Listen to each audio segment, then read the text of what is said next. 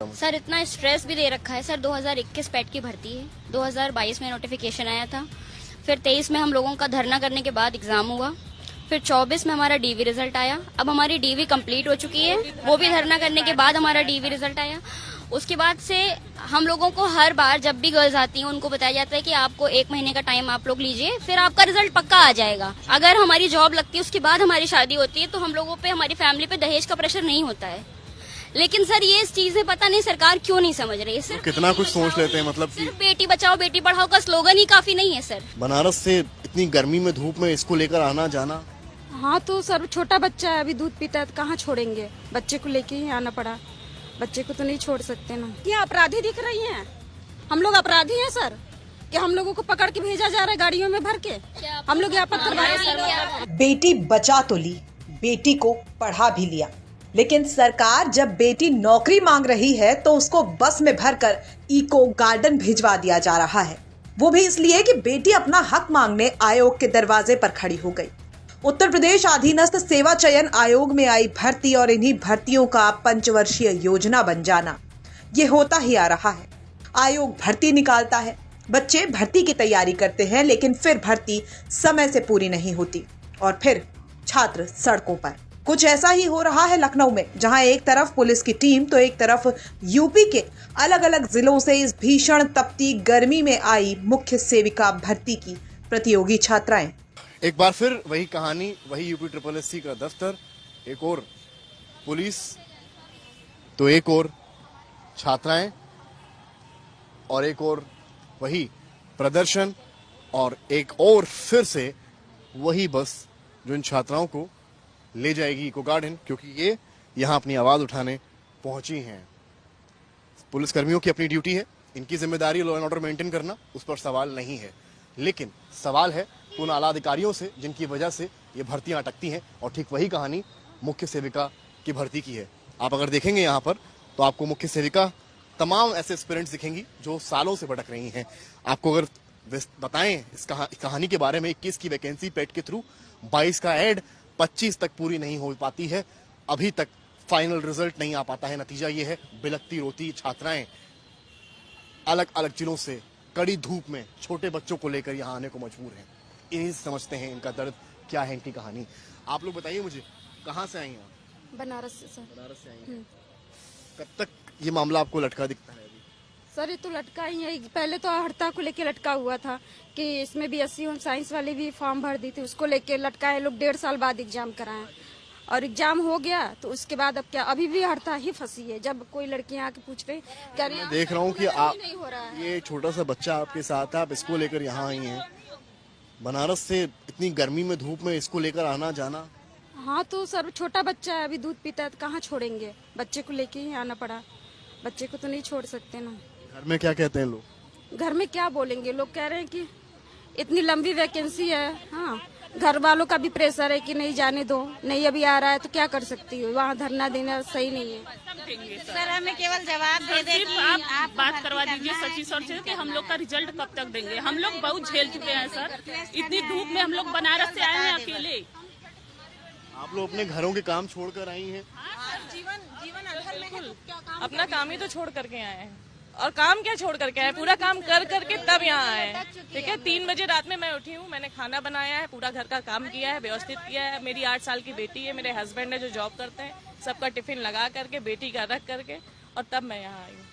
भाई मैं अगर यहाँ बैठूंगी 4 से 6 घंटे, पता नहीं कब आएंगे सर और मुझे बताएंगे, तो मुझे तो वहाँ तो व्यवस्था करके आनी। बड़ा चैलेंज है कि पहले घर के काम पूरे करें, पकवान बनाएं, गृहस्थी देखें, और फिर सर हम लोग अपना काम ये तो है नहीं कि गैर जिम्मेदारी से कर रहे हैं। भाई हमारी रिस्पॉन्सिबिलिटीज जो है वो हम निभा करके करते हैं। हम लोग भूखे प्यासे हैं, हमको सिर्फ इतना बता दे कि क्या किस डेट में रिजल्ट आएगा बस, क्योंकि हम लोग सुबह से कुछ नहीं खाए हैं।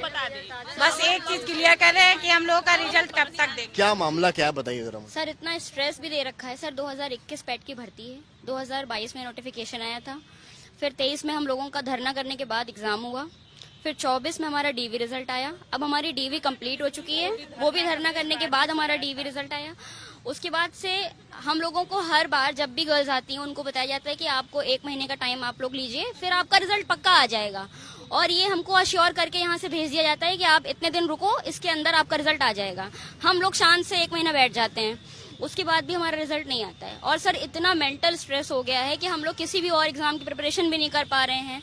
हम लोगों को कहीं भी और मन नहीं लग रहा है पढ़ने में। हम लोग सिर्फ अपने रिजल्ट को लेके वेट कर रहे हैं। रात में नींद नहीं आती है, इतना स्ट्रेस हो रहा है कि हाँ ठीक है अब आ जाएगा, अब आ जाएगा। हम लोग हर बार वेट। लेकिन 5 साल का समय, 21 की आप बता रही वैकेंसी है, 22 का ऐड है, तो घर पर क्या होता है? घर पे सवाल नहीं होता, पड़ोसी नहीं पूछते हैं आपसे? सर बहुत बेइज्जती में सर घर पे सिर्फ यही होता है कि अभी सर घर पे सिर्फ यही होता है कि अभी क्या कर रही हो, अभी क्या कर रही हो। कुछ नहीं हो रहा है तो प्राइवेट जॉब कर लो, शादी कर लो। हाँ, ये बड़ा सही है, लड़कियों से कह दो शादी कर लो। मतलब इतना स्ट्रेस है सर। और हम लोग बस कहीं ना कहीं कैसे भी ये सोच रहे हैं कि एक बार हम लोगों का रिजल्ट आ जाए, उसके बाद अगर हमारी शादी होगी तो बेहतर घर में हो पाएगी।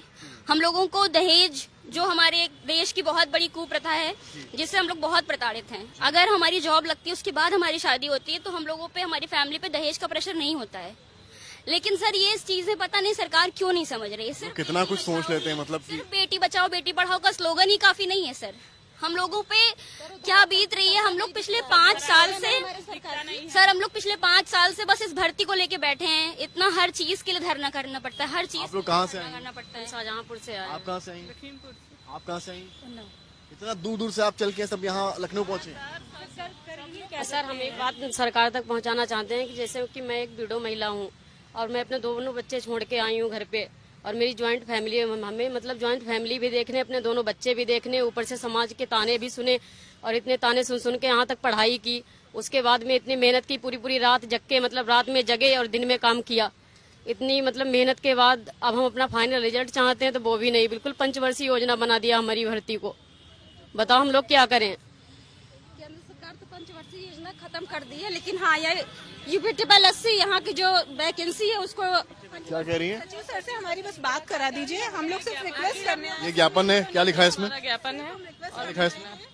सर, इसमें लिखा है जी। देखिए ज्ञापन यहाँ पर है, इसमें इन्होंने कहा है, पूरा विवरण इसमें हालांकि दिया गया है भर्ती को लेकर, क्या है भर्ती और किस तरह की ये भर्ती है। उसमें क्या कहा गया, ये सारी बातें जो हैं ये महिलाएं जो हैं पहुंचाना चाहती हैं सचिव तक यहाँ के। जी गार्डन पहुंचाया जा रहा है। हम यहाँ पे क्या है सर, यहाँ पे क्या है, प्रार्थना करने हम लोग आए थे, ना कि धरना करने आए थे। हम लोग को जबरदस्ती खींच खींच के गाड़ियों में, इतनी लड़की संख्या, इतनी संख्या नहीं थी हमारी संख्या बहुत ज्यादा थी। हमारी आधे से ज्यादा लड़के, दो पहले गाड़ियाँ भर के जा चुकी है। और हम क्या करने आए थे? हम प्रार्थना करने आए थे। हम यहाँ पे धरना नहीं देने आए ना। वो ऐसे घर से नहीं है कि हमको धरना देने के लिए। यहाँ क्या लड़कियाँ अपराधी दिख रही हैं? हम लोग अपराधी हैं सर कि हम लोगों को पकड़ के भेजा जा रहा है गाड़ियों में भर के? हम लोग यहाँ पर हमारे सर सही हो जाने हक मांगना भी अपराध है। को अंदर बोलो ले गए, हमारे सर को बाहर बुला दीजिए।